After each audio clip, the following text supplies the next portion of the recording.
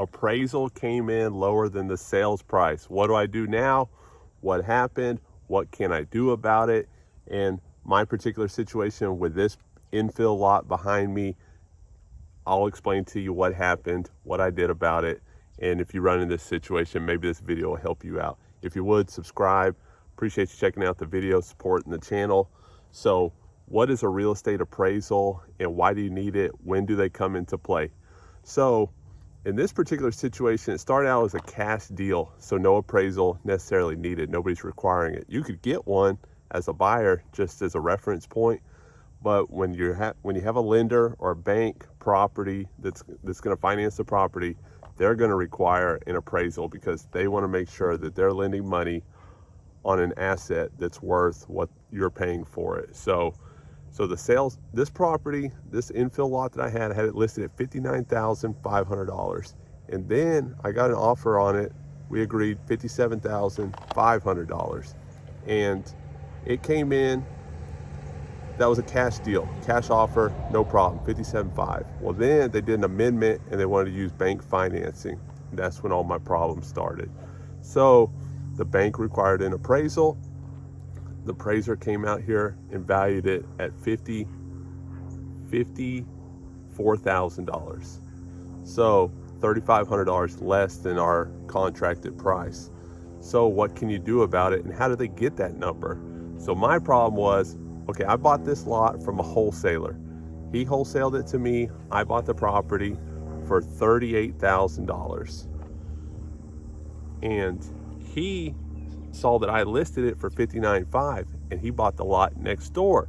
And then instead of wholesaling that one to me, he went ahead on market and sold it for $53,000.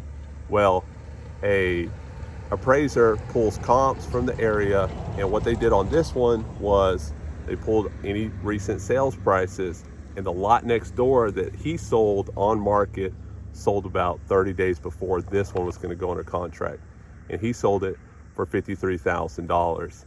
And then there's a couple other comps around here, but the closer the comp and the more similar it is to your property, the more weight that's going to have, and that's what they're going to go with.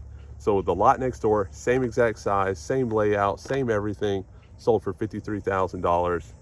He comped this one for $54,000, and that's just kind of what it ended up being. So there we are.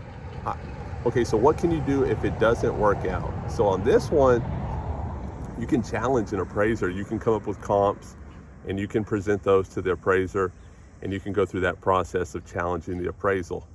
But it wasn't worth it in this one because the lot next door, same size, same everything pretty much, same utilities available, same trees, same everything, sold for $53,000. So it's going to be hard for me to come in there and say, well, mine's worth this much more because it has a pine tree and that one doesn't have a pine tree.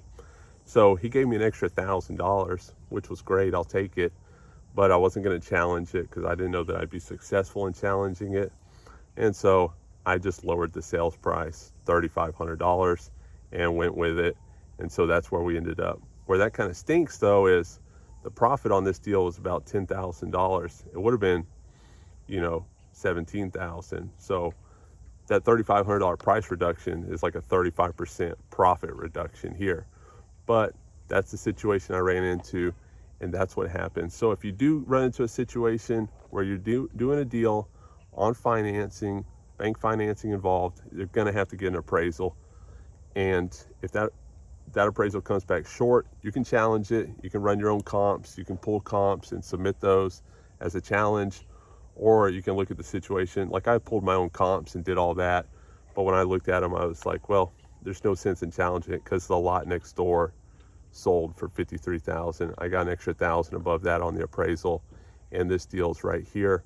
And let's just go with it. So on vacant land, same thing as, if you're buying a house using bank financing, there's going to be an appraisal involved. This one was an infill lot, appraisal involved, and that's what ended up happening.